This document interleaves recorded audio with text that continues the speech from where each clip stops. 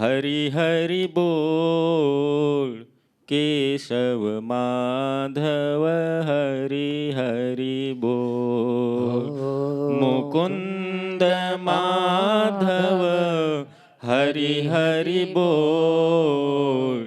કેશવ માધવ હરિ હરિ બોલ. રામ રામ બોલ. રામ રામ બોલ. શિવ શિવ બોલ. શિવ શિવ બોલ. નારાયણ બોલ. નારાયણ બોલ. કેશવ માધવ હરિ હરિ બોલ. મુકુંદ માધવ ગોવિંદ બોલ. કેશવ માધવ હરિ હરિ બોલ. મુકુંદ માધવ હરિ હરિ બોલ.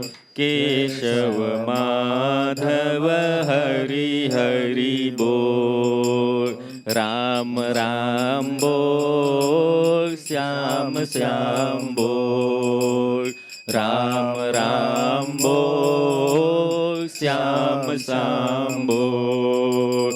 મુકુંદ માધવ હરિ હરિ બોલ. કેશવ માધવ હરિ હરિ બોલ.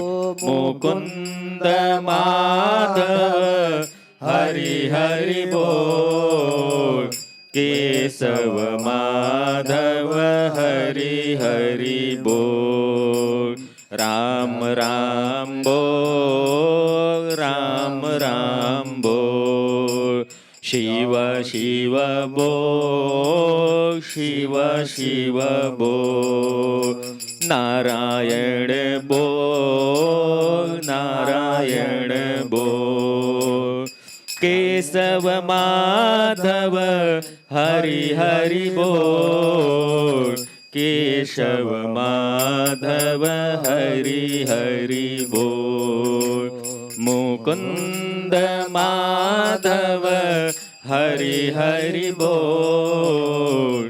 કેશવ માધવ હરિ હરિ બોલ. કેશવ માધવ હરિ હરિ બોલ. કેશવ માધવ હરિ હરિ બોલ. પ્રેમ સ્વર્ગીય રાધા કૃષ્ણ ભગવાન કી જય. લગા લો પ્રેમ કી નારા. હરિ શરણમ હરિ શરણમ. લગા લો પ્રેમ કી નારા. હરિ શરણમ હરિ શરણમ. यही हर ग्वाल गाते हैं. यही हरि ग्वाल गाते हैं. यही हरि ग्वाल गाते हैं. यही हरि ग्वाल गाते हैं. लगा लो प्रेम की नारा. हरि शरणम हरि शरणम. लगा लो प्रेम की नारा. हरि शरणम हरि शरणम. लगा लो प्रेम की नारा. हरि शरणम हरि शरणम. लगा लो प्रेम की नारा. हरि शरणम हरि शरणम.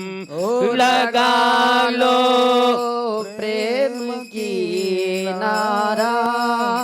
हरि शरणं हरि शरणं लगा लो प्रेम की नारा हरि शरणं हरि शरणं यही हर ग्वाल गाते हैं यही हरि ग्वाल गाते हैं यही हरे ग्वाल गाते हैं यही हरे ग्वाल गाते हैं हरि शरणं हरि शरणं हरि शरणं हरि शरणं हरि शरणं हरि शरणं हरे राम हरे राम हरे राम हरे हरे हरे राम हरे राम राम राम हरे हरे हरे कृष्णा हरे कृष्णा हरे कृष्णा हरे हरे लगा लो प्रेम की नारा हरि शरणं हरि शरणं लगा लो प्रेम की नारा हरि शरणं हरि शरणं हरे राम हरे राम राम राम हरे हरे हरे कृष्णा कृष्णा कृष्णा हरे हरे हरे राम राम राम हरे हरे हरे कृष्णा कृष्णा कृष्णा हरे हरे लगा लो प्रेम की नारा हरि शरणं हरि शरणं यही हर ग्वाल गाते हैं यही हरे ग्वाल गाते हैं यही हर ग्वाल गाते हैं यही हर ग्वाल गाते हैं हरि शरणं हरि शरणं हरि शरणं हरि शरणं दशा मुझे दीन भगवान संभालोगे तो क्या होगा अगर चरणों की सेवा में लगा लोगे तो क्या होगा अगर चरणों की सेवा में लगा लोगे तो क्या होगा मैं नाम की बात की हूँ नमामि पाप हर तुम हो मैं नामी बात की हूँ और नामी पाप हर तुम हो, जो लज्जा दोनों नामों की बचा लेगा तो क्या होगा। दशा मुझे दीन भगवान संभालोगे तो क्या होगा। जिन्होंने तुमको करुणा कर पतित पावन बनाया है, जिन्होंने तुमको करुणा कर पतित पावन बनाया है, उन्हीं पति को के तुम पावन बनाओ। पति तो कि तुम पावन बना लोगे तो क्या होगा। दशा मुझे दीन भगवान क्षमा लोगे तो क्या होगा।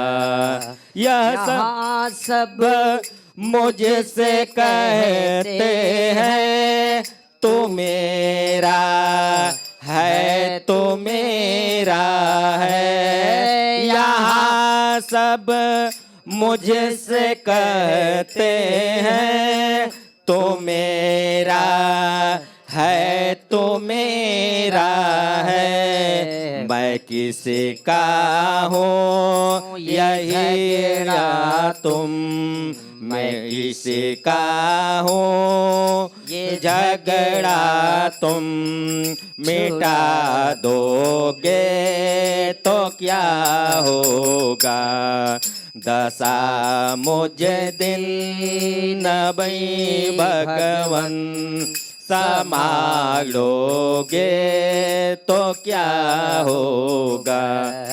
अजामिल गेद गणी का जिस दया गंगा में तरते हैं। अजामिल गेद गणी का जिस दया गंगा में तरते हैं, उसी में बिंदु सा पापी, उसी में बिंदु सा पापी मिला लोगे तो क्या होगा।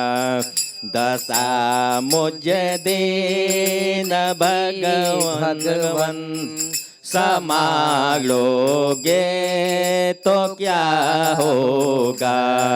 लगा लो प्रेम की नारा, हरि शरणम हरि शरणम। प्रेम से बोले भक्त वत्सल भगवान की जय। श्री कृष्ण गोविंद हरे मुरारे, हे नाथ नारायण वासुदेव। श्री कृष्ण गोविंद हरे मुरारे, हे नाथ नारायण वासुदेव। हे नाथ नारायण वासुदेव, हे नाथ नारायण वासुदेव। श्री कृष्ण गोविंद हरे मुरारे, हे नाथ नारायण वासुदेव। प्रेम से बोलिए भक्तवत्सल भगवान की जय। सुखदेव जी महाराज बताते हैं, परीक्षित, इस तरह से लीला बिहारी भगवान श्री हरि कृष्ण नारायण ने अपने लीला के माध्यम से लीला करते हुए रुक्मिणी जी महाराज, रुक्मिणी जी महारानी को द्वारका में लाते हैं और पूरे महोत्सव के साथ श्री कृष्ण और रुक्मिणी मैया का वहाँ विवाह संपन्न होता है। पश्चात कुछ समय के उपरांत सुखदेव जी महाराज कहते हैं कि हे परीक्षित, कामदेव भगवान वासुदेव के ही अंश हैं। वे पहले रुद्र भगवान की क्रोधाग्नि से भस्म हो गए थे और फिर शरीर प्राप्ति के लिए उन्होंने अपने अंशी भगवान वासुदेव का ही आश्रय लिया।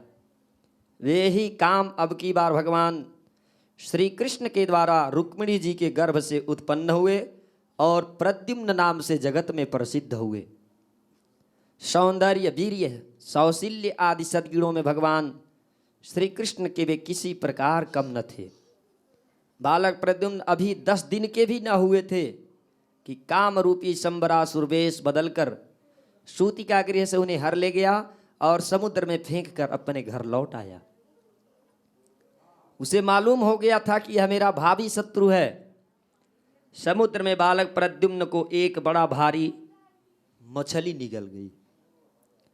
तदनंतर मछुआरों ने जब जाल डाला तो मछली उनके जाल में फंस गई और उन्होंने उसे ले जाकर जब उस मछली का पेट चीरा तो देखा कि इसमें से बच्चा निकला और उस बच्चे को पुनः उन मछुआरों ने शंबरासुर महाराज, क्योंकि उनके ही राज्य के हुए मछुआरे थे तो इसलिए शंबरासुर महाराज जी को ले जाकर भेंट कर दिया। शंबरासुर के रसोइये उस अद्भुत मछली को उठाकर रसोई घर में ले आए और उसके पेट से जो बच्चा निकला उस बच्चे को शंबरासुर की दासी, जिसका नाम था मायावती, भोजन आदि बनाने का काम करती थी, उस मायावती को समर्पित कर दिया। उसके मन में बड़ी शंका हुई। तब नारद जी आकर बताते हैं सारे व्यवस्था को कि ये जो आज तुम्हें बालक के रूप में मिला है यही तुम्हारा पूर्व जन्म का पति कामदेव है, जो भगवान शिव के क्रोध से भस्म हो गया था। आज वही तुम्हारा पति ही तुम्हें पुत्र रूप में प्राप्त हुआ है, इसकी सेवा करो। श्री कृष्ण की पत्नी रुक्मिणी के गर्भ से इसने जन्म लिया है और मछली के पेट में जाना आदि सारा वृत्तांत नारद जी ने रुक्मिणी जी को कह सुनाया और उनको मायावती को कह सुनाया। कहते हैं सुखदेव जी, हे परीक्षित, वह मायावती कामदेव की यशस्विनी पत्नी रति ही थी, जो अगले जन्म में भगवान के आशीर्वाद से आज मायावती बन के आई थी। जिस दिन शंकर जी के क्रोध से कामदेव का शरीर भस्म हो गया था उसी दिन से वह उसकी देह के पुनः उत्पन्न होने की प्रतीक्षा कर रही थी। उसी रति को शंबरासुर ने अपने यहाँ दाल भात बनाने के काम में नियुक्त कर रखा था, भोजन आदि के लिए नियुक्त कर रखा था। जब उसे मालूम हुआ कि इस शिशु के रूप में मेरे पति कामदेव ही हैं, तब वह उसके प्रति बहुत प्रेम करने लगी। जब नारद जी ने बता दिया, श्री कृष्ण कुमार भगवान प्रद्युम्न बहुत थोड़े दिनों में ही जवान हो गए। उनका रूप लावण्य इतना अद्भुत था कि जो भी स्त्रियां उनकी ओर देखती उनके मन में श्रृंगार रस का उद्दीपन हो जाता था। कमल दल के समान कोमल एवं विशाल नेत्र, घुटनों तक लंबी लंबी बाहें और मनुष्य लोक में सबसे सुंदर शरीर, रति सलज्ज हास्य के साथ भौं मटकाकर उनकी ओर देखती और प्रेम से भरकर स्त्री पुरुष संबंधी भाव व्यक्त करती हुई उनकी सेवा शुश्रूषा में लगी रहती थी। श्री कृष्णनंदन भगवान प्रद्युम्न ने उसके भावों में परिवर्तन देखकर कहा, देवी तुम तो मेरी माँ के समान हो, तुम्हारी बुद्धि उल्टी कैसे हो गई? मैं देखता हूं कि तुम माता का भाव छोड़कर कामिनी के पत्नी के समान हाव भाव दिखा रही हो। तब रति कहती है कि हे प्रभु, आप स्वयं भगवान नारायण के पुत्र हैं और मेरे पूर्व जन्म के पति हैं। प्रद्युम्न के रूप में आपने अवतरित लिया और शंबरासुर आपको सूतिका गृह से चुरा लाया था। आप मेरे पति स्वयं कामदेव हैं और मैं आपकी सदा की धर्मपत्नी रति हूँ। मेरे स्वामी, जब आप 10 दिन के भी न थे तब इस शंबरासुर ने आपको हरण कर चुरा कर समुद्र में फेंक दिया था। वहाँ एक मछली आपको निगल गई और उसी के पेट से आप यहाँ मुझे प्राप्त हुए हैं। यह शंबरासुर सैकड़ों प्रकार की माया जानता है, इसको अपने वश में कर लेना या जीत लेना बहुत ही कठिन है। अतः आप अपने इस शत्रु को मोहन आदि मायाओं के द्वारा नष्ट कर डालिए। मायावती अपने पति स्वरूप प्रद्युम्न जी महाराज से कहती है। मायावती रति ने इस प्रकार कहकर परम शक्तिशाली प्रद्युम्न को महामाया नाम की विद्या सिखाई। यह विद्या ऐसी है जो सब प्रकार की मायाओं का नाश कर देती है, जिसका नाम ही है महामाया। विष्णुर माया भगवतीम जजा सम्मोहितम जगत, पूरे जगत को जिसने व्याप्त कर रखा है। अब प्रद्युम्न जी शंबरासुर के पास जाकर उस पर बड़े कटु कटु आक्षेप करने लगे। वे चाहते थे कि यह किसी प्रकार झगड़ा कर बैठे। इतना ही नहीं, उन्होंने युद्ध के लिए उसे स्पष्ट रूप से ललकारा। प्रद्युम्न जी ने कटु वचन की चोट से शंबरासुर तिलमिला उठा, मानो किसी ने विषैले सांप को पैर से ठोकर मार दी हो। उसकी आंखें क्रोध से लाल हो गई। वह हाथ में गदा लेकर बाहर निकल आया। उसने अपनी गदा बड़े जोर से आकाश में घुमाई और इसके बाद प्रद्युम्न जी पर चला दी। गदा चलाते समय उसने इतना कर्कश सिंहनाद किया मानो बिजली कड़क रही हो। कहते हैं सुखदेव जी, हे परीक्षित, इसके बाद उन्होंने एक तीक्ष्ण तलवार उठाई और शंबरासुर का किरीट एवं कुंडल से सुशोभित सिर, जो लाल लाल दाढ़ी मूंछों से बड़ा भयंकर लग रहा था, काट कर धड़ से अलग कर दिया। इस तरह से शंबरासुर का जब वध हो गया, देवता लोग आकाश मार्ग से भगवान श्री कृष्ण के जो प्रथम पुत्र के रूप में अवतरित हुए हैं, जिनका नाम है प्रद्युम्न, इनके ऊपर आकाश मार्ग से फूलों की वृष्टि करने लगे, फूलों की वर्षा करने लगे देवता लोग। इसके बाद मायावती रति, जो आकाश में चलना जानती थी, अपने प्रति प्रद्युम्न जी को आकाश मार्ग से द्वारकापुरी में लेकर गई।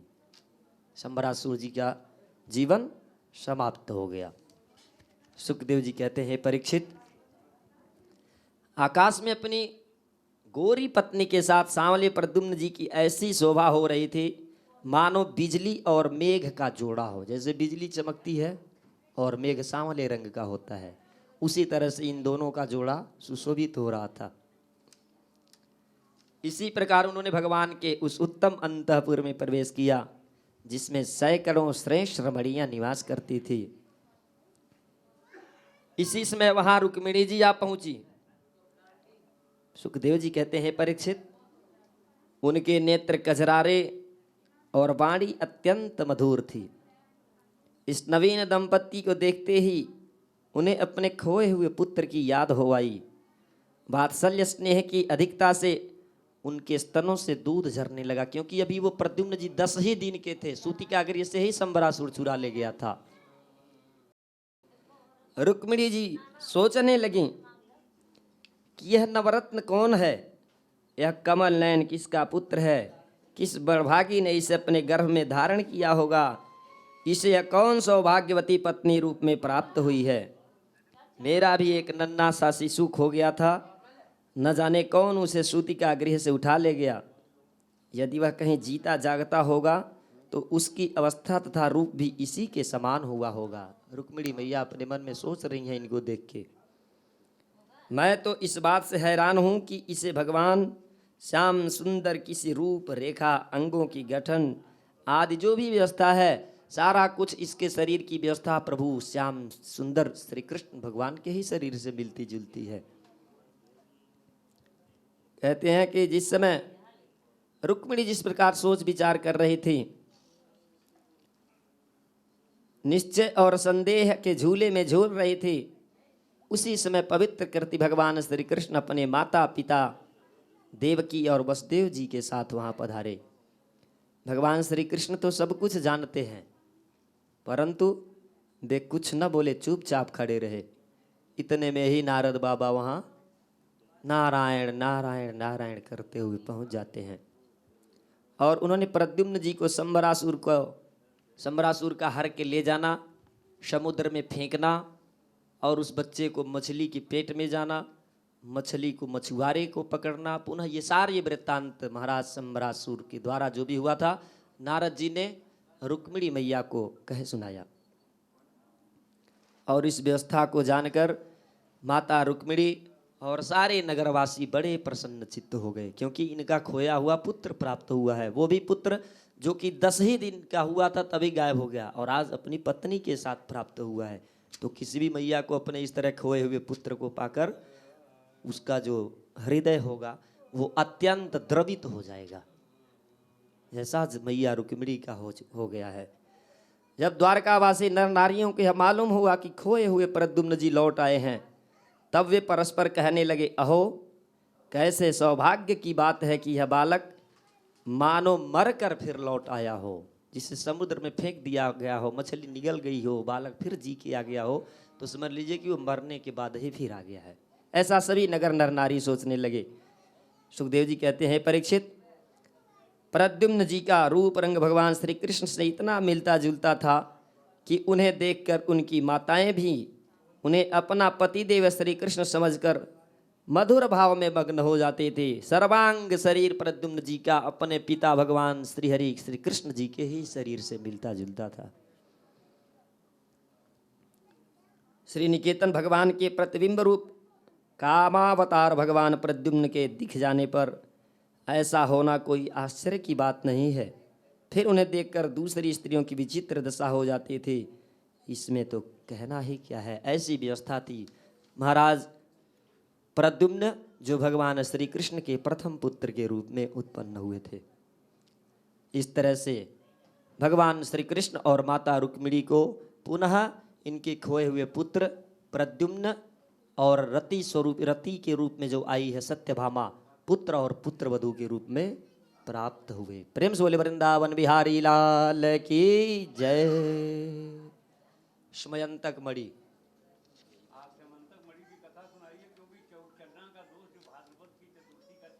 जी जी खत्म हो जाती जी जी। अब आगे की कथा में बताते हैं। सुखदेव जी परीक्षित जी से कहते हैं कि हे राजन, सत्राजित नाम का जो था वो सत्राजित भगवान सूर्य का परम भक्त था और बड़ा घोर तपस्या किया भगवान सूर्य का। इसकी तपस्या से प्रसन्न होकर भगवान सूर्य ने इसे एक मणि दिया, और उस मणि का प्रभाव था कि ये मणि 8 भर सोना नित्य देने वाला था। सत्राजित उस मणि को लेकर अपने नगर में पहुंचते हैं, उस नगर में जहां भगवान भार भार जी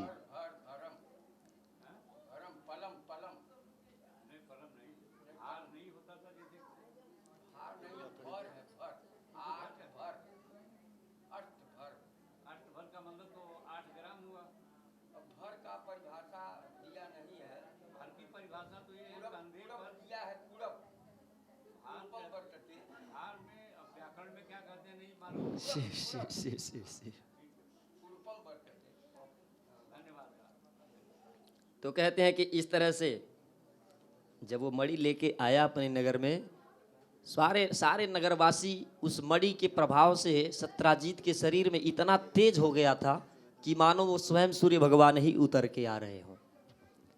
नगरवासी लोग देखे तो बड़े आश्चर्यचकित हो गए, भाई ये सूर्य भगवान ही कहाँ से उतर के आ रहे हैं धरती पे।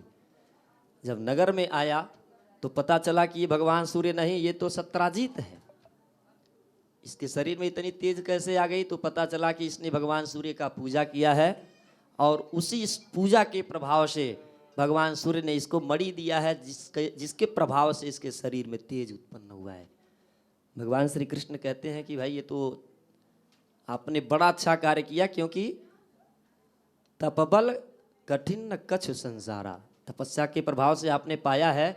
तो ये मणि जो है आप राजकोष में जमा कर दो, और इससे जो उत्पन्न सोना होगा वो आप लेते रहना, अपने काम में चलाते रहना।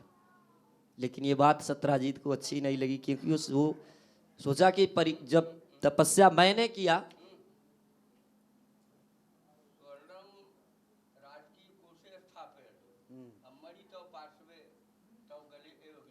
शोभनीयम। स्वर्णम राजकोषे, सोना राजकोष में जमा कर दो और मणि अपना पहन लो, क्योंकि सोना तुम्हारे पास जब ज्यादा हो जाएगा तो सोने की क्या व्यवस्था है वो महाराज परीक्षित जी को पहले ही कलयुग ने बताया है, सोना पहनने से क्या होता है। तो इसलिए सत्यराजीत ने कहा कि भाई तपस्या हमने किया तो ना मैं इसका सोना दूंगा और ना ही ये मणि दूंगा, लेके अपने घर चले आता है। दूसरे दिन सत्यराजीत का भाई जिसका नाम होता है प्रसेना, उस मणि को लेकर शिकार खेलने जंगल में जाते हैं। और जब शिकार खेलने जंगल में जाते हैं तो उनको एक शेर मार देता है और मार के वो मणि लेके चल देता है। एक गुफा में जाता है, गुफा में जाता है तो वहां उसकी कोई और उसका वध कर देता है। अब कौन है वो आगे बताएंगे। अब इधर जब सत्यराजीत अपने भाई को ढूंढने लगा, भाई हमारा भाई कहाँ गया, तो पता चला पता नहीं कहाँ गया, आया नहीं अभी तक। अब ये सीधा आरोप, मिथ्या आरोप, कलंक भगवान श्री कृष्ण के माथे पे जड़ देता है। कहता है कि श्री कृष्ण ने ही कहा था कि मुझे इसका भार जो सोना होगा वो राजकोष में डाल देना और मणि अपने ले लेना। मैंने उसकी बात नहीं मानी, इसलिए कृष्ण ने ही मेरे भाई का वध करके वो मणि छीन लिया। सारे नगर में समाचार फैला दिया, भगवान श्री कृष्ण के ऊपर मिथ्या आरोप लग गया। जब ये समाचार भगवान श्री कृष्ण को पता चला तो अपने नगर के कुछ सखाओं को लेकर के सत्यराजीत के भाई प्रसेन को खोजने के लिए जाते हैं जंगल की ओर। तो देखते हैं कि प्रसेन मरा पड़ा है और उसके शरीर का जो रक्त निकला है मरने से, उसमें किसी पशु के पद चिन्हों का जो है आगे की तरफ बढ़ा हुआ है, रक्त रंजित उसके चिन्ह आगे की तरफ बढ़े हैं। तो प्रसेन तो है, मणि तो वहाँ है नहीं। अब कौन पशु किधर लेके गया, अब उसकी खोज में निकलते हैं। आगे जाते हैं तो देखते हैं कि एक बहुत बड़ा गुफा है, अंधेरा गुफा है। अब वहाँ जाएं कि नगर जितने भी अपने सखाओं को लेके गए थे, कहते हैं कि आप लोग यहीं दरवाजे पे रुको और मैं अंदर जाके देखता हूँ। 7 दिन तक मेरा आप लोग यहाँ इंतजार करना, प्रतीक्षा करना। यदि मैं 7 दिन ना आऊँ तो आप लोग जाके पिताजी को बता देना कि भाई व्यवस्था कुछ गड़बड़ हो गई। वो अंधा गुफा है, पता नहीं क्या हुआ अंदर। भगवान श्री कृष्ण जब अंदर जाते हैं गुफा में तो देखते हैं कि वो उस मणि को लेकर एक युवती, एक लड़की खेल रही होती है। और जैसे ही वो पुरुष को देखती है, क्योंकि कभी पुरुष को तो देखा नहीं था, गुफा में रहने वाली, जंगल में रहने वाली, जब पुरुष को देखती है तो मारे भयभीत होकर के चिल्ला करके मणि फेंक के और चिल्ला के भागने लगती है। जब उस कन्या के आवाज को इसके पिता जिनका नाम होता है जाम्बवान, वही जाम्बवान महाराज जिन्होंने त्रेता युग में भगवान श्री राम के साथ, सुग्रीव आदि के साथ माता सीता का पता लगवाया था। देखते हैं अब इन दोनों में कौन किसका परिचय पूछता है कि आप कौन हो, आप कौन हो। तुरंत युद्ध शुरू हो जाती है। बताए कि बड़ी भयंकर युद्ध शुरू हुआ। भगवान श्री कृष्ण और महाराज जाम्बवान, बड़े बलवान थे जाम्बवान जी महाराज जी। 27 दिन तक ये युद्ध चलता रहा। एक दूसरे के ऊपर पत्थर चला के, वृक्ष उखाड़ के, गदा तलवार आदि से, अस्त्र शस्त्रों से बड़ी भयंकर युद्ध होने लगा। और इनके नगरवासी लोग इधर गुफा के दरवाजे पे 7 दिन तक जब प्रतीक्षा किए, कृष्ण भगवान नहीं आए, तो वापस होकर वसुदेव जी महाराज को सारा समाचार, जैसा कि कृष्ण जी ने बताया था, सारा समाचार कह सुनाया। अब इधर भगवान वसुदेव अपने पुत्र श्री कृष्ण जी को वापस पाने के लिए अपने घर में माता भगवती जगत जननी जगदम्बा का, जिसका शतचंडी पाठ किया जाता है, यम जम चिंतयते कामम तम तम प्राप्नोति निशितम, शतचंडी का यज्ञ करवाते हैं कि हे माँ भगवती, मेरा पुत्र जहाँ भी हो, जिस भी स्थिति में हो, उसके सारे आपत्ति विपत्ति कट जाएं और वो सुखपूर्वक पुनः वापस आ जाए। सर्वा बाधा विनिर्मुक्तो धन धान्य सुतान्वितः मनुष्यो मत प्रसादे न भविष्यति न संशयः। इस तरह से माता भगवती की कृपा आशीर्वाद और वो स्वयं प्रभु नारायण हैं। 27 दिन तक जब भयंकर युद्ध चलता रहा, तब जामवंत जी महाराज जी को बड़ा आश्चर्य हुआ। उन्होंने सोचा कि ये साधारण कोई व्यक्ति हमसे इस तरह का युद्ध तो कर नहीं सकता, 1 से 2 दिन में धराशायी होकर मृत्यु को प्राप्त हो जाएगा, तो इसलिए ये साधारण व्यक्ति नहीं हो सकते हैं। हाथ जोड़ के कहते, महाराज आप कौन हैं और इतनी घोर युद्ध करने की हमसे कोई साधारण व्यक्ति प्रयास नहीं कर सकता। जब हाथ जोड़ के क्षमा याचना करते हैं, तब भगवान श्री कृष्ण उनको अपने वही त्रेता युग के श्री राम भगवान का रूप दर्शन कराते हैं। प्रेम से बोले मर्यादा पुरुषोत्तम श्री राम भगवान की जय। जाम्बवंत जी महाराज जब भगवान त्रेता में दर्शन हुआ था और आज उसी रूप में द्वापर में दर्शन पाकर अपने आप को धन्य हो जाते हैं। कहते हैं कि हे प्रभु, आप भक्त वत्सल हैं, भक्तों की समस्त कामनाओं को पूर्ण करने वाले हैं, अतएव आपका पदार्पण हमारे वहाँ हुआ तो आप हमारे ऊपर, अपने इस दास के ऊपर, जो जन्म जन्मांतर में आपका दास है, इस दास के ऊपर एक कृपा करिए। भगवान कहते हैं क्या कृपा करना है? जाम्बवंत जी कहते हैं कि आपका आगमन पहले यहाँ कैसे हुआ? तो कृष्ण जी कहते हैं कि भाई वो जो मणि है, उसी मणि का मिथ्या आरोप मुझे लगा कि मैंने चुरा लिया है। वो मणि किसी और का है, जिस मणि के साथ वो आपकी कन्या खेल रही है। जाम्बवंत जी महाराज कहते हैं कि हे प्रभु, परम सौभाग्य कि ये इस जीवन से भी आपके प्रति कुछ करने का हमें अवसर मिला, तो ये मणि भी आप ले जाइए दहेज स्वरूप में, और ये जो मेरी पुत्री है इसे भी आप पत्नी स्वरूप में मेरा निवेदन स्वीकार करें। अपने दास, अपने भक्त जाम्बवंत के इस वचन को सुनकर भगवान सहर्ष स्वीकार करते हुए उनकी पुत्री जाम्बवती को पत्नी रूप में स्वीकार करते हैं और मणि लेकर पुनः वापस आकर सत्राजीत को प्रदान करते हैं। प्रेम से बोले वृंदावन बिहारी लाल की जय हो। इस तरह से भगवान के माथे पे लगा हुआ जो कलंक है मिट जाता है। तो कहते हैं कि जो भी भगवान के इस चरित्र को सुनता है, उसके माथे पे कभी भी जीवन में किसी प्रकार का मिथ्या आरोप, कलंक नहीं लगता है। जी।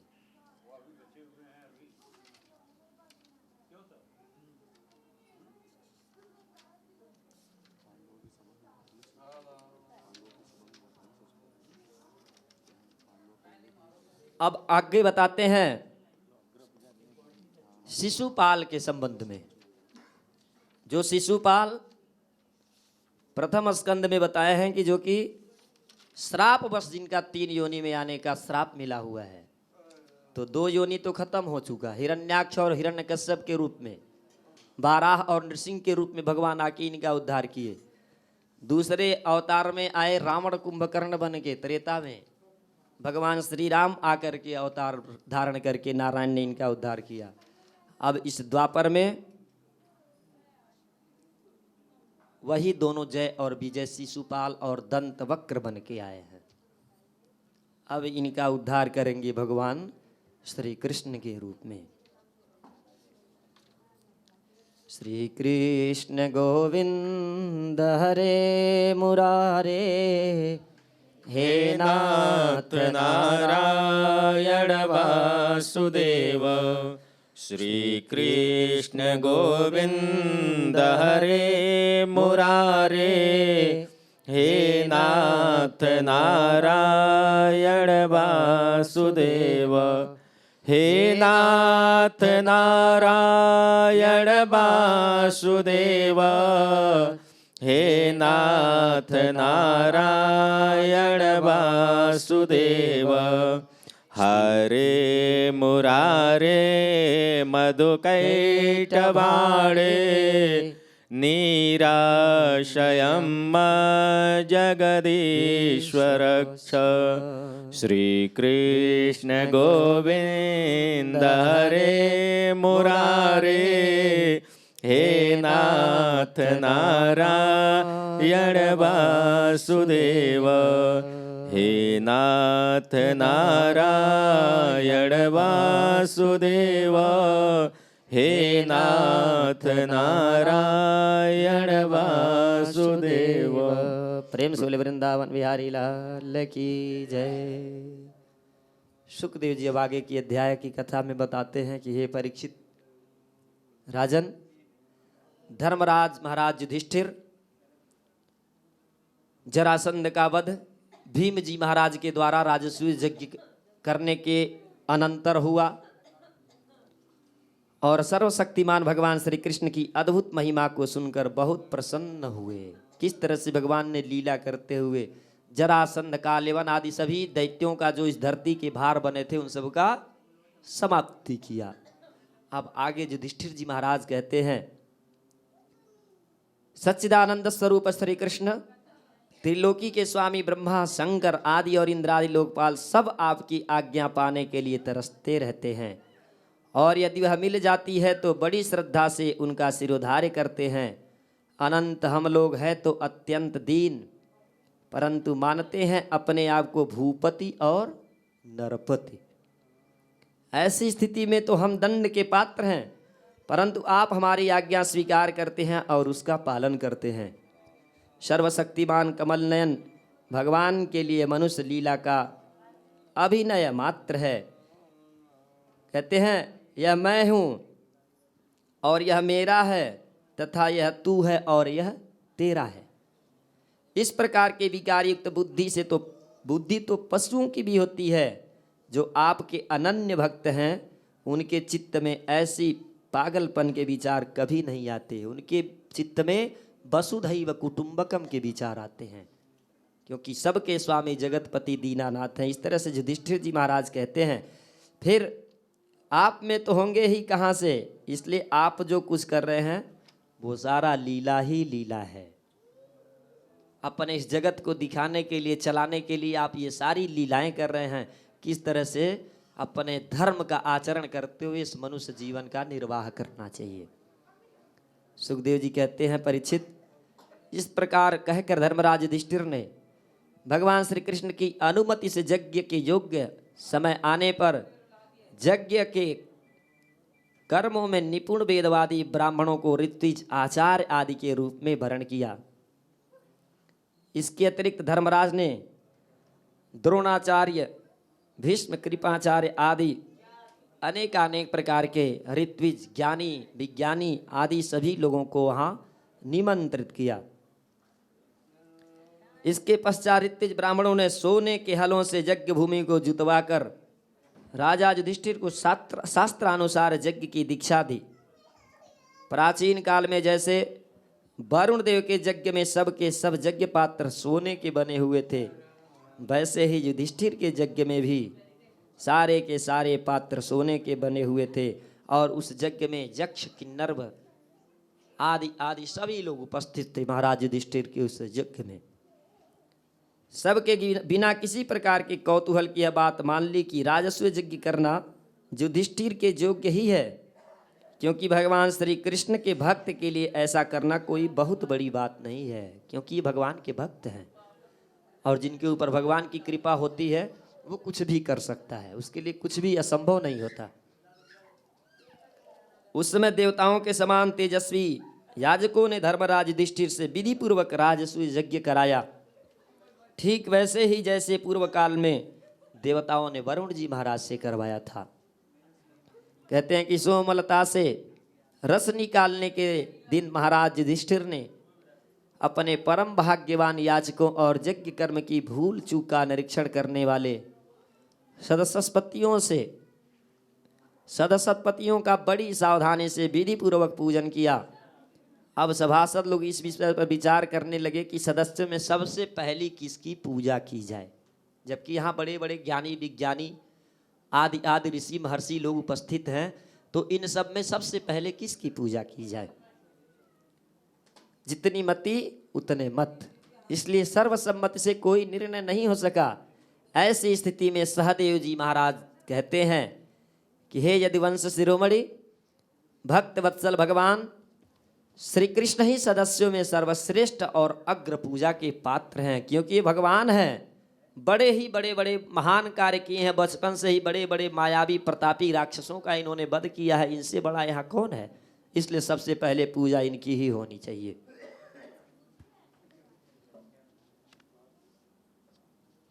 इस काल धन आदि जितनी ही वस्तुएं हैं उन सब के रूप में भी यही है। यह सारा विश्व श्री कृष्ण का ही रूप है, समस्त यज्ञ भी श्री कृष्ण का रूप है। यज्ञ में कहते हैं भगवान, यज्ञो वै श्रेष्ठतमं कर्म। भगवान श्री कृष्ण ही अग्नि, आहुति और मंत्रों के रूप में है।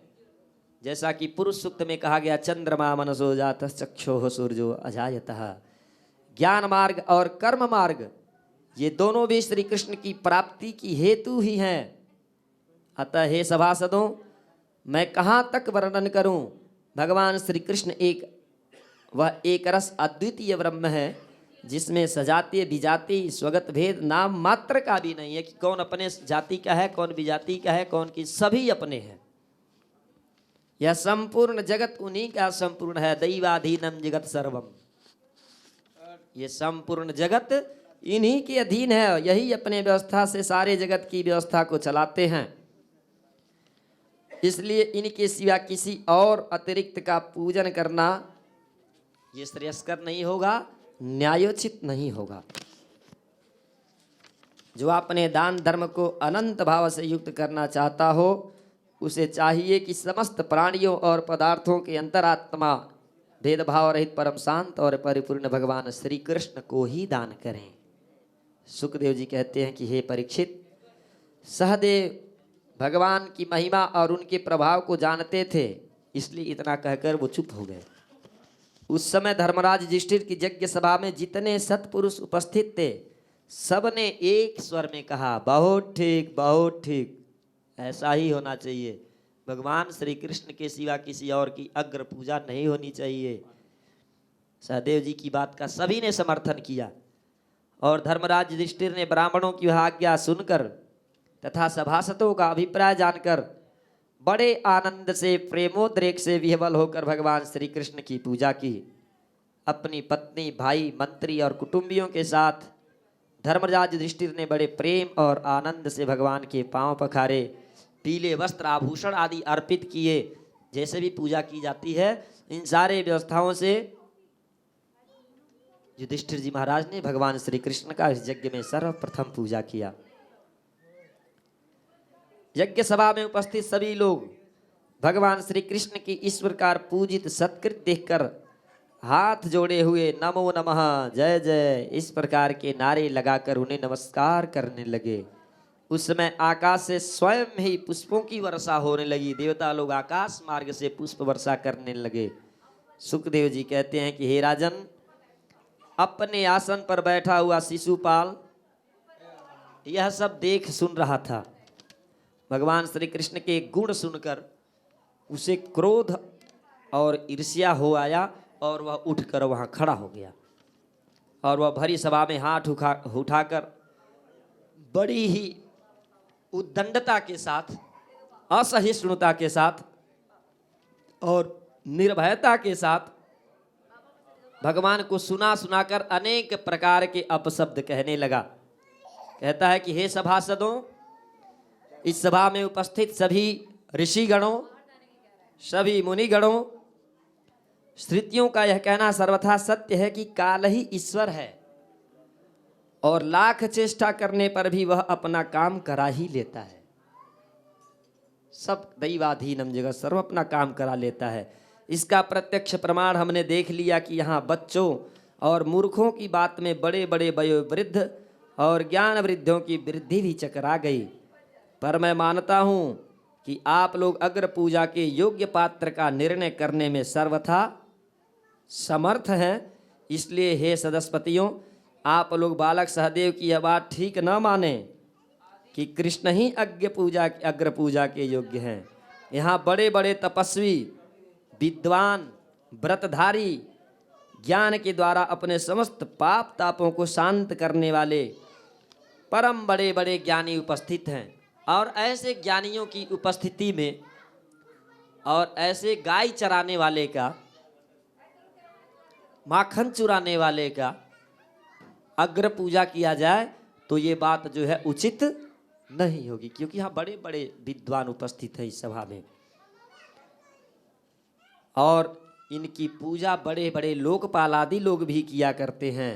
यज्ञ की भूल चूक बताने वाले उन सदस्यपतियों को छोड़कर यह कुल कलंक ग्वाला भला अग्र पूजा का अधिकारी कैसे हो सकता है। कहता है शिशुपाल, क्या कौआ कभी यज्ञ के पुरोडास का अधिकारी हो सकता है? कौआ का काम कौआ करेगा और हाँ, बलिदान वही उसके लिए दिया जाता है, बलि पूजा।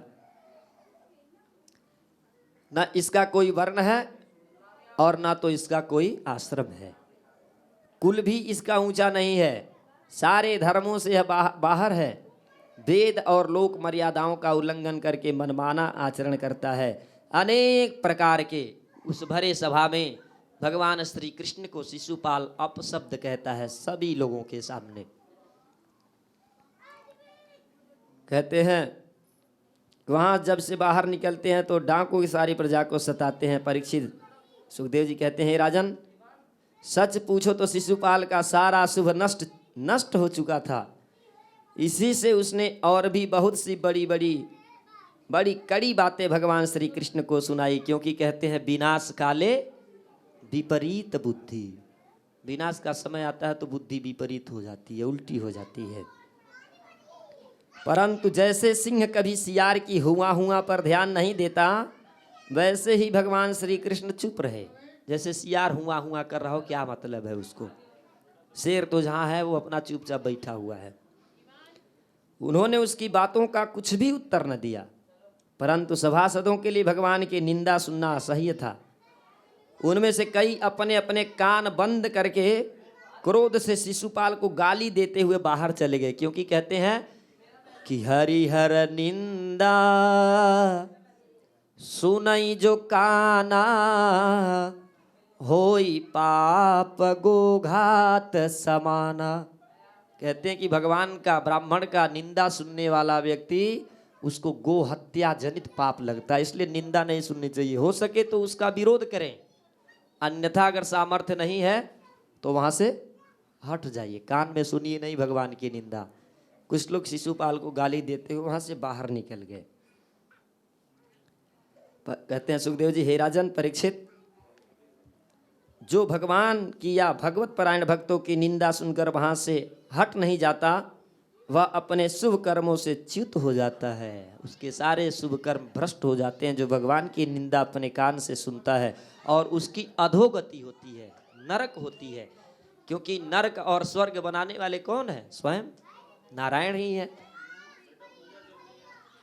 और उनकी ही निंदा जो व्यक्ति सुनेगा वो वैकुंठ लोक में कभी जाएगा?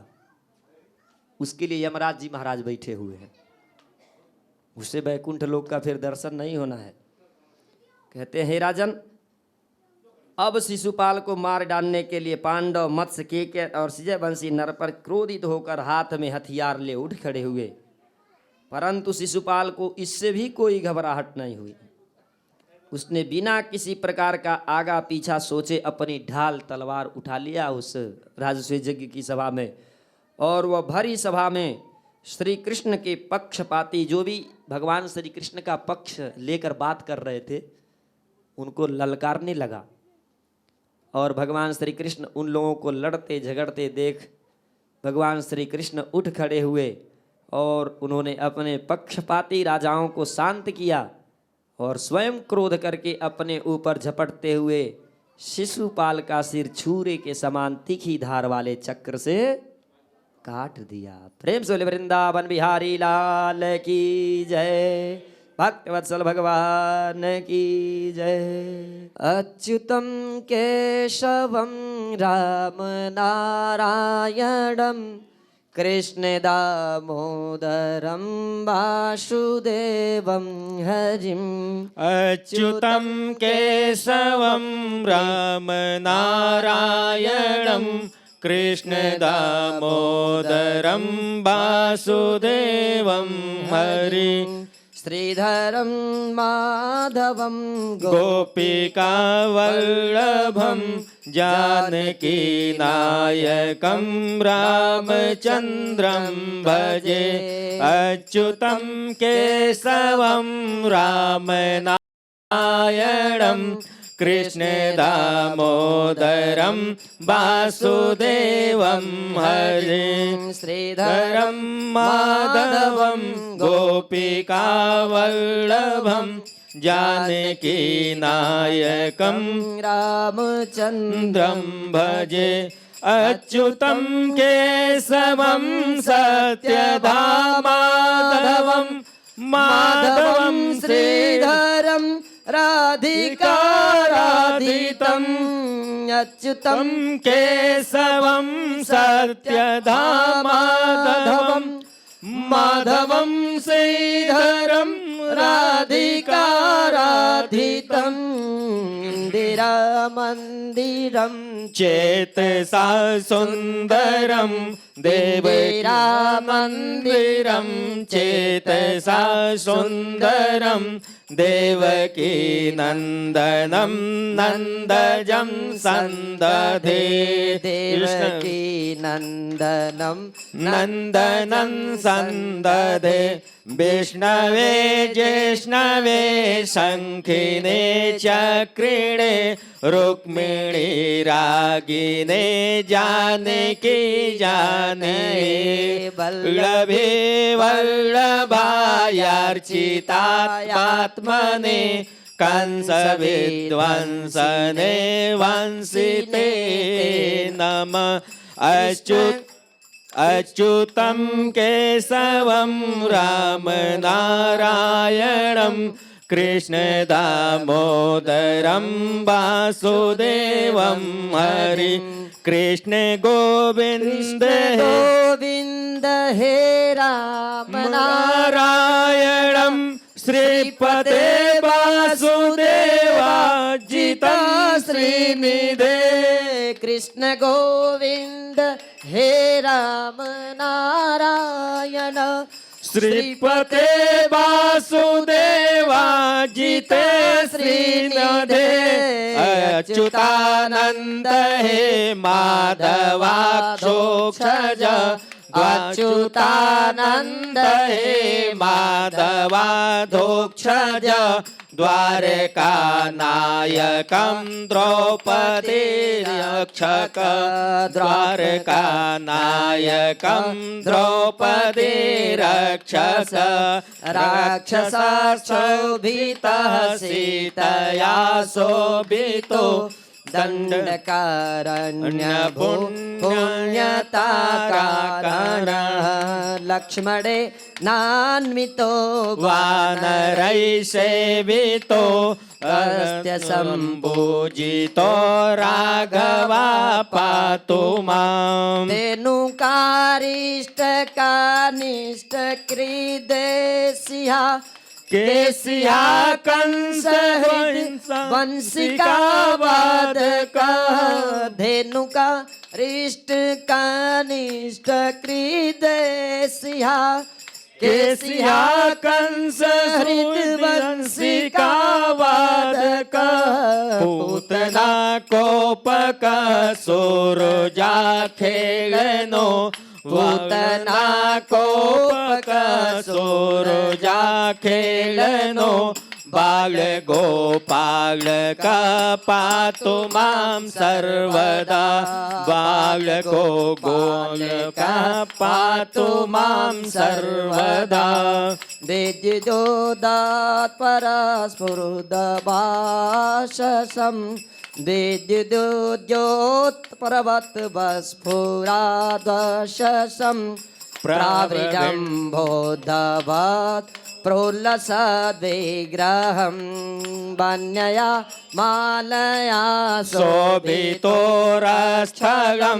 लोहिताङ्घ्रिद्वयं वारिजाक्षं भजे कुञ्जितैकुन्तलैर्भ्राजमानाननं रत्नमौलिलसत्कुण्डलं गण्डयो कुञ्चितैकुन्तलैर्भ्राजमानाननं रत्नमौलिलसत्कुण्डलं गण्डयो हारकेयोर्युकं कङ्कणं प्रोज्वलं हारकेयोर्युकं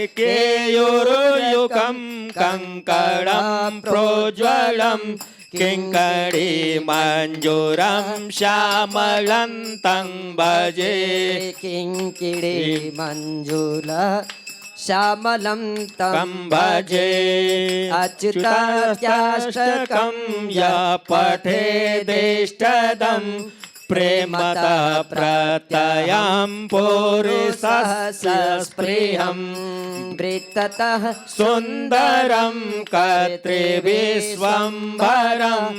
तस्य वस्यो हरिर्जायस सत्वरम् सबं रामनारायणं कृष्णदामोदरं वासुदेवं हरि श्रीधरं माधवं गोपिकावल्लभं जानकीनायकं रामचन्द्रं भजे जानकीनायकं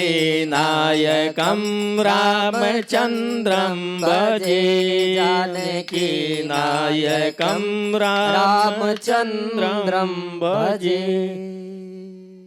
प्रेम सुल वृंदावन बिहारी लाल की जय।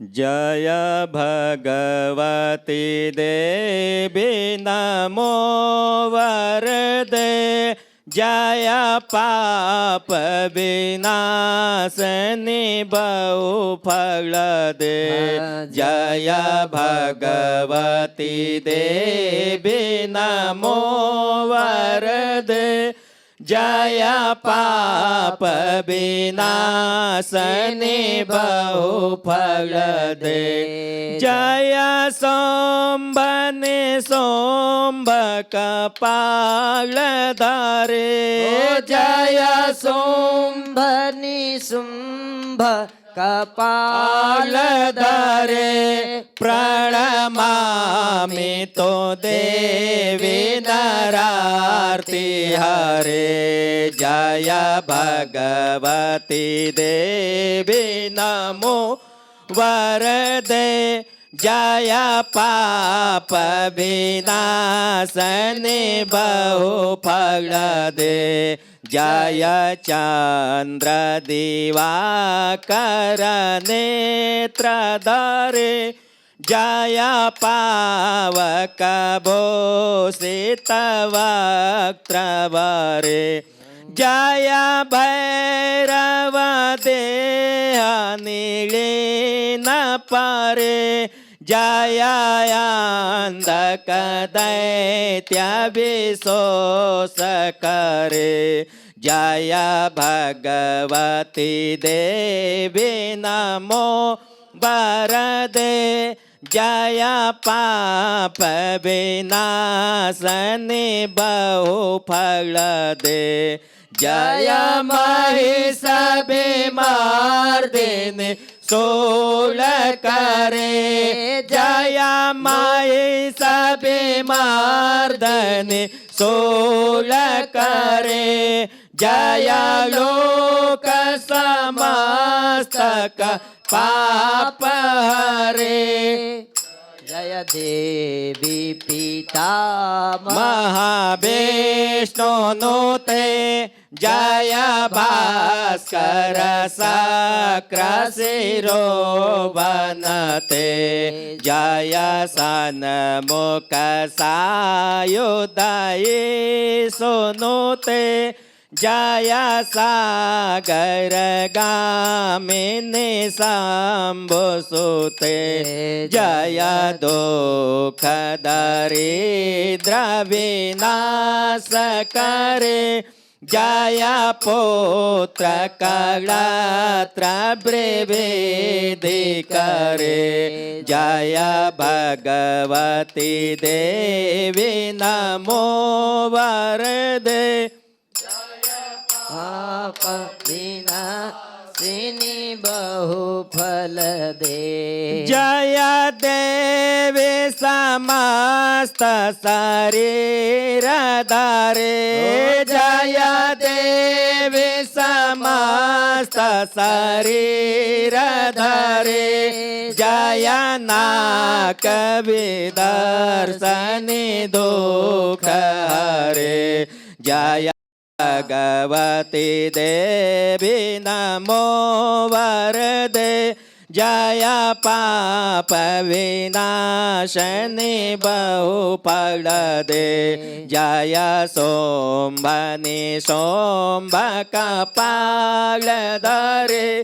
प्रणमामि तो देवी नरार्ति हरे प्रणमामि तो देवी नरार्ति हरे प्रणमामि तो देवी नरार्ति हरे। प्रेम से बोलिए भगवती मैया की जय। रास लीला वाले प्रकरण में महाराज परीक्षित ने आपसे मिलता जुलता प्रश्न ही किया था वहाँ स्वामी शुक्रदेव जी से, लेकिन वहाँ महाराज शुक्रदेव जी ने कहा कि राजन एक बात बहुत ध्यान से सुन लो, बड़े लोग जो करते हैं उसे नहीं करना चाहिए।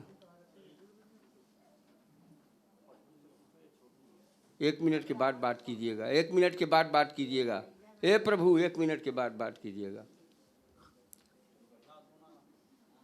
यह शास्त्र का आदेश है कि बड़े लोग जो कार्य करते हैं उसे ही नहीं करना चाहिए, हम भी वही करेंगे। ऐसा कोई विधि निषेध का कार्यक्रम नहीं करना चाहिए। तब तो कहा कि जो वो कहते हैं उसे जरूर करना चाहिए। अपने मान्य लोग जो भी हमारे अभिभावक हैं, अधिकारी हैं, गुरु चाहे जो भी हैं, इनके लिए स्थान दिया हुआ है कि वो क्या कर रहे हैं उसे हम न करें तो वो धर्म है, लेकिन जो वो कह रहे हैं उसे यदि हम नहीं करते हैं तो वो अधर्म है। जो इसी बात को तुलसीदास जी ने लिखा है, समरथ को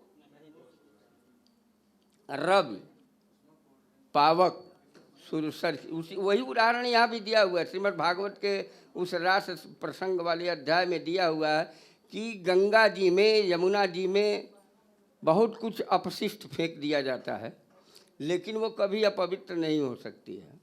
अग्नि में भी वह शक्ति है कि वह तमाम खराब चीज़ों को जला करके भी अग्नि का स्वरूप अग्नि में ही रहता है। हाँ, हो सकता है कि थोड़ी देर के लिए अपशिष्ट जो पदार्थ जलाए जाते हैं उसका दुर्गंध आता है, लेकिन उसको भस्म कर देने के बाद जब उसको राख में वो परिवर्तित कर देता है अग्नि, तो पुनः उस अग्नि का स्वरूप अग्नि में ही रह जाता है। उसमें आप कोई भी क्रिया अपना जो दैनिक क्रिया जो करना चाहते हैं, भोजन पकाने इत्यादि इत्यादि का तमाम काम करते हैं, तो उसको आप कर सकते हैं, वो दोष नहीं है। रवि पावक, सूर्य के भी सूर्य की किरणें जो हैं बढ़ती हैं, तो मंदिर है बगल में, मंदिर पर भी वही किरण आ रही है, और उसके आगे कोई और दूसरा कुछ है, उस पर भी वही किरण जा रही है, लेकिन उस किरण में कोई दोष नहीं आएगा। जिसका निराकरण उन्होंने कहा कि कभी भी इस बात को भगवान कृष्ण ने किया है, जो भगवान कृष्ण ने किया है वही हम भी करेंगे, ऐसा कोई हमें विधिमान्य नियम नहीं प्राप्त हो रहा है, अधिकार नहीं प्राप्त हो रहा है। उन्होंने किया है तो उन्होंने किया है, हम नहीं कर पाएंगे ऐसा हमें मान करके। पत्नी की बात जहाँ तक है, चाहे कोई भी बात है, एक पत्नी को संभालते संभालते तो पता नहीं क्या क्या हो जा रहा है, लेकिन अरे बाप रे बाप, वो अर्धांगिनी है, उसकी बात आप नहीं मानेंगे तो आप, ये मैं नहीं कह सकता है, व्यास मंच है, यहाँ से कुछ नहीं कर सकता, लेकिन यदि आप नहीं पत्नी की बात मानेंगे तो अधर्म करेंगे।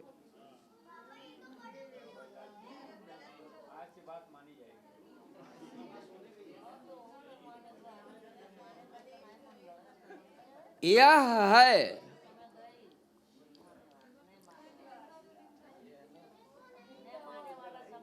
यह है आचार्य जी, यह है कि यदि पति चाहे पत्नी का जो संबंध है, गुरु और शिष्य का संबंध जो है, दो संबंध के लिए तव चित्तम मम चित्तम का जो वेद का सिद्धांत है, वाक्य है, उस पर लागू होता है। शिष्य के लिए भी लागू होता है और पत्नी के लिए भी लागू होता है, गुरु के लिए भी लागू होता है और पति के लिए भी लागू होता है। उसमें किसी भी प्रकार का यदि तजिए ताहि कोटि वैरी सम यद्यपि परम स्नेही जाके प्रिय न राम वैदेही, यदि कोई आधार्मिक काम करने के लिए पत्नी प्रेरित करती है, धर्म मार्ग में बाधा उत्पन्न करने के लिए प्रेरित करती है, तो उसको नहीं मानना चाहिए, उसी को मनाना चाहिए। उसको नहीं मानना चाहिए, उसी को मनाना चाहिए। लेकिन यदि धर्म काम में वह उसकी प्रेरणा है तो निश्चित रूप से वह आपने वचन दिया हुआ है, आपने वचन दिया है। विवाह जब आप किए हैं तो कहा है कि यदि कहीं यज्ञ उत्सव हो रहा है और वहाँ बिना पूछे भी मैं आपसे चली जाऊंगी, आप बाहर रहते हैं और बिना पूछे भी मैं उस भजन कीर्तन में यज्ञ उत्सव में चली जाऊंगी, तो आपको नाराज नहीं होना चाहिए। यह वचन आपने दिया हुआ है।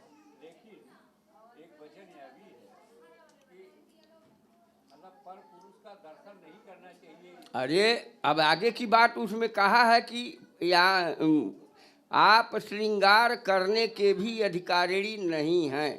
यदि पति आपका सामने नहीं है तो सामान्य रूप से बिना श्रृंगार का सामान्य रूप से जैसे रहने की व्यवस्था है उस तरह से भी रह करके अपने जीवन का निर्वाह करना चाहिए। अब पति आ जाता है तो जितना मन करे सो, जितना भी श्रृंगार है नख से लेकर के और सिख तक का 16 श्रृंगार जिसको कहा जाता है उसको आप करें। लेकिन यदि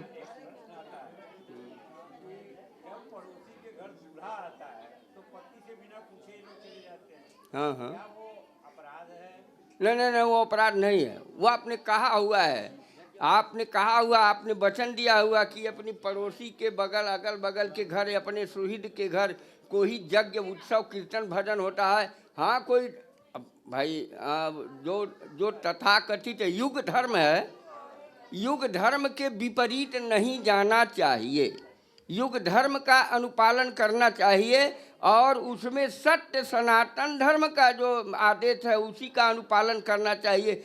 युग धर्म से थोड़ा सा मुख मोड़ा जा सकता है लेकिन सनातन धर्म से नहीं मुख मोड़ना चाहिए। यह शास्त्र का आदेश है, तस्मात् शास्त्रम प्रमाणम। उसके लिए किसी से पूछने की आवश्यकता नहीं है। वहाँ शास्त्र इसका आदेश दिया हुआ है कि हमें क्या करना चाहिए और किन नियमों का पालन करने के बाद हम अपने पति से और पति पत्नी से खुश रह सकता है।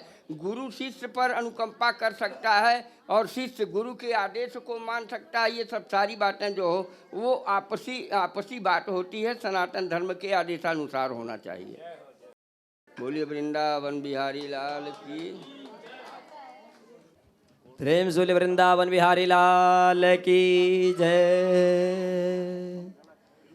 ओ मीठे रस से भरियोनी राधा रानी लागे, महारानी लागे, मारो खारो खारो जमुना जीरो पानी लागे।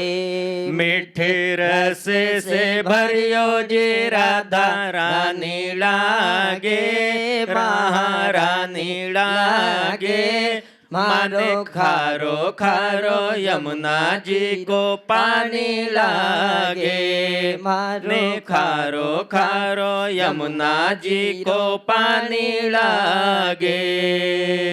जमुना जी तो कारी कारी राधा गोरी गोरी, यमुना जी तो कारी कारी राधा गोरी गोरी। वृंदावन में धूम मचावे बरसाने की छोरी, वृंदावन में धूम मचा बरसाने की छोरी ब्रिज धाम राधा राम की राजधानी लागे राजधानी लागे मने खारो खारो यमुना जी को पानी लागे मीठे रस से भरो जी राधा रानी लागे राधा रानी लागे मारो खारो खारो खारो यमुना जी को पानी लागे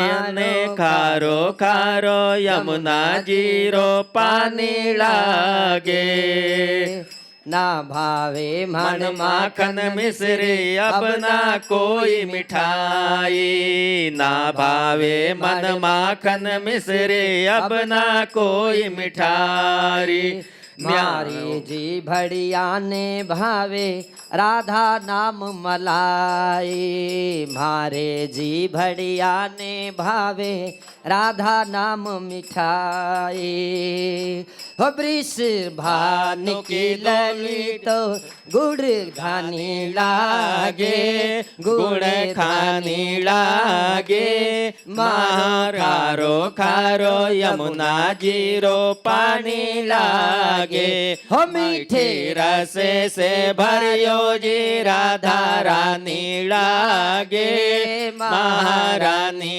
लागे मारो खारो खारो यमुना जी को पानी लागे मारो खारो खारो यमुना जी रो पानी लागे राधा राधा नाम जपत है जो नर आठों जाम राधा राधा नाम जपत है दो नर आठों याम उनकी बाधा दूर करत है राधे जी को नाम उनकी बाधा दूर करत है राधा जी का नाम राधा नाम में सफल जिंदगानी गानी लागे जिंदगानी लागे माने खारो खारो यमुना जीरो पानी लागे मीठे रस से भरियो जी राधा रानी लागे महारानी लागे माने खारो खारो यमुना जीरो पानी लागे माने खारो खारो यमुना जीरो पानी लागे कान्हा नित मुरली पे तेरे सुमिरे बारंबार कान्हा नित मुरली में तेरे सुमिरे बारंबार कान्हा नित मुरली में तेरे सुमिरे नारंबार कोटि रूप धरे मन मोहन तव न पावे पार कोटि न रूप धरे मन मोहन तब न पावे पार रूप रंग की छबीले पट रानी लागे मत रानी लागे माने खारो खारो यमुना जी को पानी लागे मारो खारो खारो यमुना जी रो पानी लागे मीठे रस से भरियोड़ी राधा रानी लागे महारानी लागे महारारो खारो यमुना जी को पानी लागे माने खारो खारो यमुना जी को पानी लागे। प्रेम सोले जमुना मैया की राधा रानी की जय हो। माता देव की उन स्तोत्रों का दिव्य पूर्वक श्रवण करें। ओम देवक्युवाच रूपं यत्तद्ब्राहुरव्यक्तमाद्यं ब्रह्मा ज्योतिर्निर्गुणं निर्विकारं सत्तामात्रं निर्विशेषं निरेहं सत्वं साक्षात् विष्णुरध्यात्मदीपः नष्टे लोके द्विपरार्धावसाने महाभूते स्वादिभूतं गतेषु व्यक्ते व्यक्तं कालवेगेन याते भवाने कहा शिष्यते शेषसंज्ञः योऽयं कालास्तस्य ते व्यक्तबन्धो चेष्टामाहुश्चेष्टते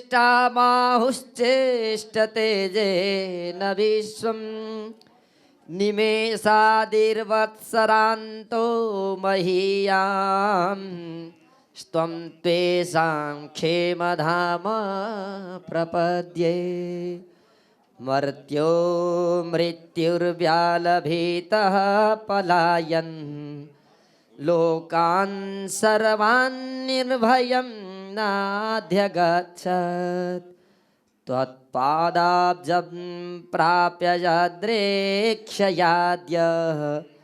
स्वस्थः सेतै मृत्युरस्मादपैति स त्वं घोरादुग्रसेनात्मजान्न स्त्राहि त्रस्तान् भृत्यवृत्ता सहसि रूपं चेदं पौरुषं ध्याननिष्ठं मा प्रत्यक्षं मांसदृष्टां कृशिष्ट विश्वं यद्दितस्तवनतौ निशान्ते यथावकाशं पुरुषः परो भवान् बिभर्ति सोऽयं मम गर्भगो भुः दहो नृलोकस्य विडम्बनं हि तत्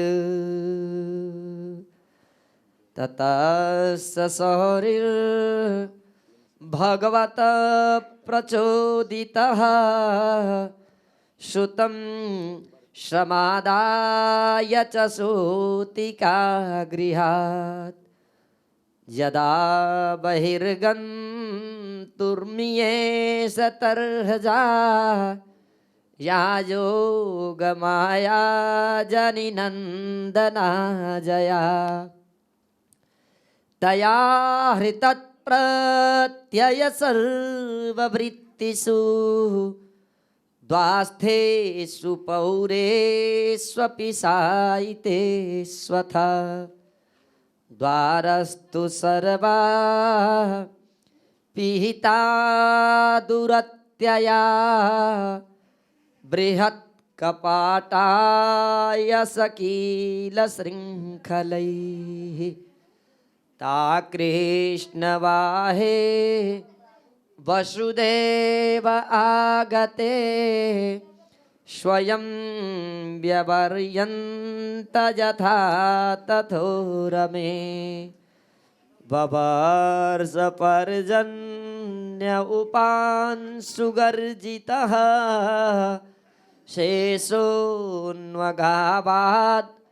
वारिनिवारयन् फडैः मघो निवर्षत्यसकृत् यमानुजा गम्भीरतो यौघजवोर्मिफेनिला भयानका वा तसताकुला नदी मार्गौ ददौ सिन्धुरिव श्रियं पतेः नन्दव्रजं सौरिरूपेऽत्र तत्र तान् गोपान् प्रसुप्तानुपलभ्य निद्रया सुतं यशोदा शयने निधायत तत्सुतामुपदाय पुनर्गृहाण त्वत्सुतामुदायाय पुनर्गृहाण। प्रेम से बोलिए देवकी मैया की जय, श्री कृष्ण भगवान की जय, जोग माया भगवती की जय। एक भजन सुना दे माता जी की। आइए, आज माता भगवती का प्रादुर्भाव हुआ है। कंस के हाथ से छूटकर महामाया भगवती आकाश मार्ग में स्थित होकर अष्टभुजी भवानी सिंह वाहिनी के रूप में स्थित होकर कहती है कि अरे दुष्ट, तो मुझे मारना चाहता है, तुझे मारने वाला तो कहीं आ गया है। माँ के उसी सुंदर स्वरूप का वर्णन इस भजन के माध्यम से आइए श्रवण करें और माँ के उस दिव्य स्वरूप का, सिंहवाहिनी माता का, जो समस्त दुर्गतियों को नाश करने वाली है, उस माता का ध्यान करते हुए भजन को श्रवण करें। प्रेम से बोले दुर्गा मैया की।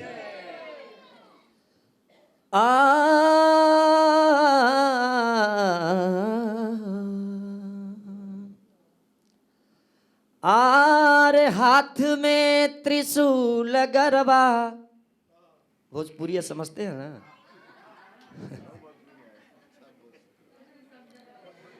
आरे हाथ में त्रिशूल गरबा, सोनवा के हार, रूपवा मनवा मोहत बा, हो रूपवा मनवा मोहत बा, तबाड़ी शेर पे सवार रूपवा मनवा मोहत बा, बाड़ी शेर पे सवार रूपवा मनवा मोहत बा। हो हाथ में त्रिशूल गरबा, हाथ में त्रिशूल धरवा, सोनवा के हार, रूपवा मनवा मोहत बा, हो रूपवा मनवा मोहत बा, तबारू शेर पे सवार रूपवा मनवा मोहत बा, बाड़ी शेर पे सवार रूपवा मनवा मोहत बा। एक हाथ चक्र दूजे सोहे तलवरिया, एक हाथ चक्र सोहे सोहे तेरो, एक हाथ चक्र दूजे सोहे तलवरिया, एक हाथ चक्र दूजे सोहे तलवरिया। भक्तन के गूंजत बाटे भारी जय करिया, भक्तन के गूंजट बाटे भारी जय करिया। एक बार आप लोग इतना जोर से जयकारा लगाएंगे, मानो चले कि यहाँ लाखों लोग बैठे हैं, लाखों माता भगवती की शक्ति आ गई है। प्रेम से विंध्यवासिनी मैया की जय, शारदा भवानी की जय, वैष्णवी महारानी की जय। एक हाथ चक्र दूजे सोहे तलवरिया, एक हाथ चक्र सोहे दूजे तलवरिया। भक्तन के गूंजत बाटे भारी जय करिया, भक्तन के गूंजत बाटे भारी जय करिया। सोना के मुकुटवा सोहे, सोना के मुकुटवा सोहे, माई के लीलार, रूपवा मनवा मोहत बा, हो रूपवा मनवा मोहत बा, तिवारी शेर पे सवार रूपवा मनवा मोहत बा, कि बाड़ी शेर पे सवार रूपवा मनवा मोहत बा। हाथ में त्रिशूल गरबा, हाथ में त्रिशूल गरबा, सोनवा पे हार रूपवा मनवा मोहत बा, हो रूपवा मनवा मोहत बा, कि बाड़ी शेर पे सवार रूपवा मनवा मोहत बा, बाड़ी शेर पे सवार रूपवा मनवा मोहत बा। दिन रात करत बानी माई तोहर पूजा, दिन रात करत बाने माई तोहर पूजवा, तोहरे सिवा के हो नाही जग में दूजा तोहरे सिवा के हो नाही बाटे जग में दूजा। सुन ले तू माई अपने, सुन ले तू माई अपने बेटवा के पुकार। रूपवा मनवा मोहत बा हो रूपवा मनवा मोहत बा तबाड़ू शेर पे सवार। रूपवा मनवा मोहत बा कि बाड़ी शेर पे सवार। रूपवा मनवा मोहत बा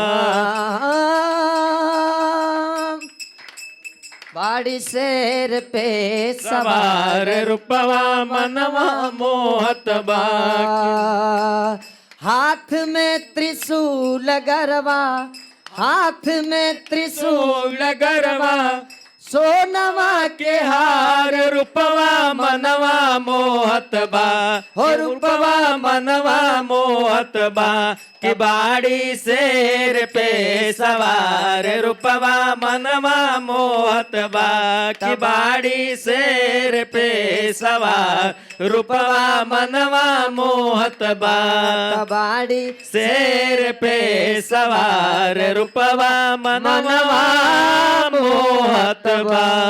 प्रेम से बोलिए संपूर्ण आनंद देने वाली मैया भगवती की जय हो।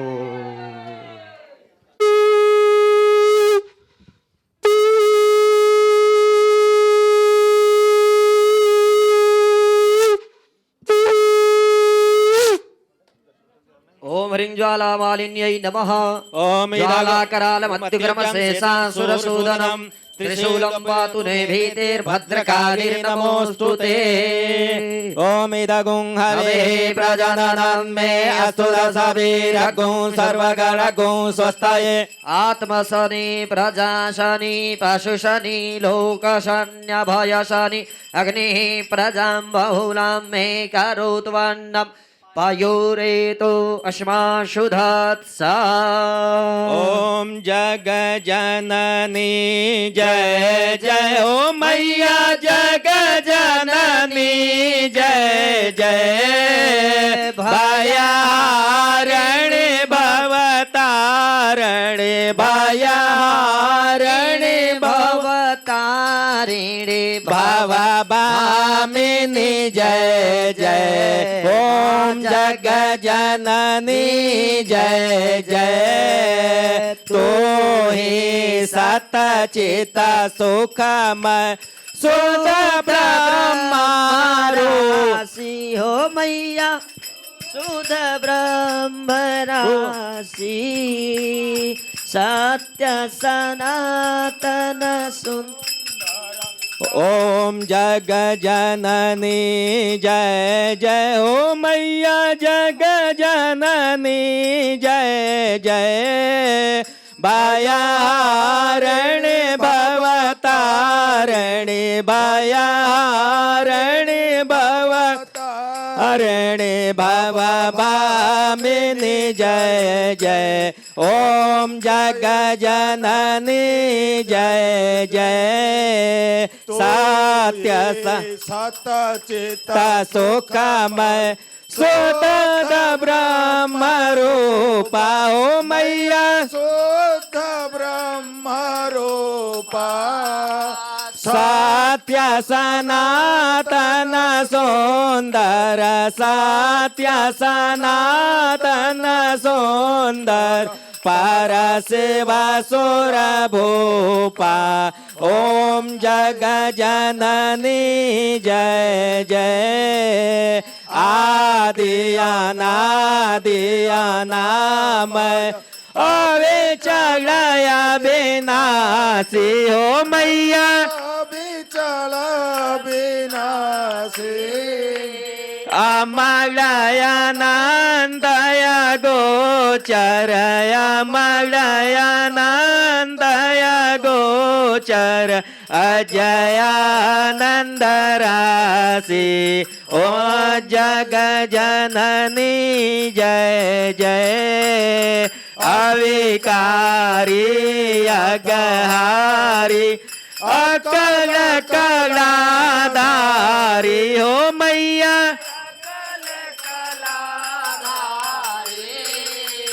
करता वेद भरता हरि करता वेद भरता हरि हर संगार करी ओम जग जननी जय जय तो विधि बदोर मातो ओ महामाया ओ मैया उमा महामाया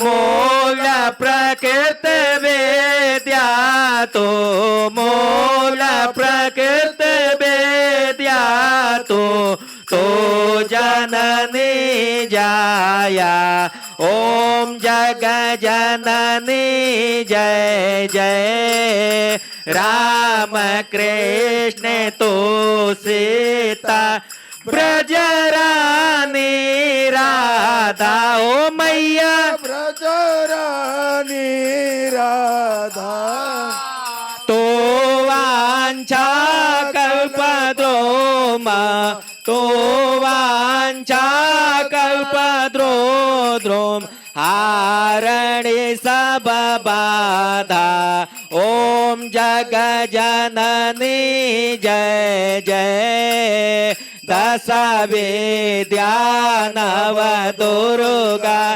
नाना शास्त्र कराओ मैया शास्त्र करा अष्टमात्रिका योगने अष्टमात्रिका योगने नव नव रूप धरा ओम जग जननी जय जय तुम परधाम निवासनि माँ बिलासनि तो मैया अभिलाषिनी तोहे समसान बिहारणी तोहे समसान बिहारणी तांडव विलासनि तो ओम जग जननी जय जय सुर मुनि मोहनी सौम्या तो शोभाधारा मैया तो धारा बेबसना बेकट स्वरूपा बेबसना बेकट स्वरूपा प्रयागमये धारा ओम जग जननी जय जय तोहे स्नेह सुदामय तो अति गरल मनाओ मैया गरल मना रत्न विभूषित तोहे रत्न विभूषित तोहे तोहे अस्तितना ओम जग जननी जय जय मूलाधार निवासनी पर सिद्धि प्रदे मैया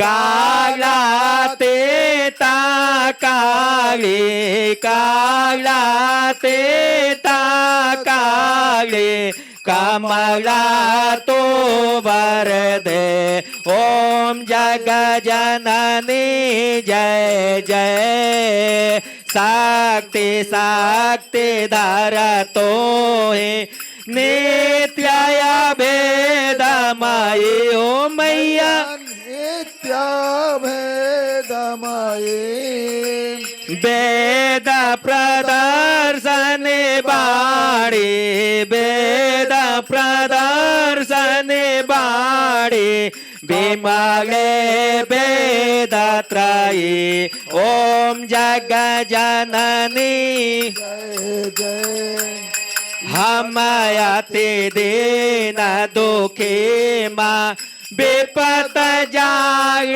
घेरे हो मैया विपत जाल घेरे है कपोतया ते कपटे है कपोतया ते कपटे पर बालक तेरे ओम जग जननी जय जय निज सोवस जननी दया दृष्टि की जय हो मैया दृष्टि की जय करुणा कर करुणा मय करुणा कर करुणा मय चरण शरण दीजय ओम जग जननी जय जय ओम जग जननी जय जय ओ मैया जय जननी जय जय भयहारणे भवतारणे भयहारणे भवतारणे भव भामिनी जय जय ओम जग जननी जय जय कर्पूर गौरम करुणावतारम संसार सारम भुजगेन्द्रहारम सदा वसन्तं हृदयारविन्दे भवं भवानी सहितं नमामि ओम जय शिव ओंकार ओम मन भज शिव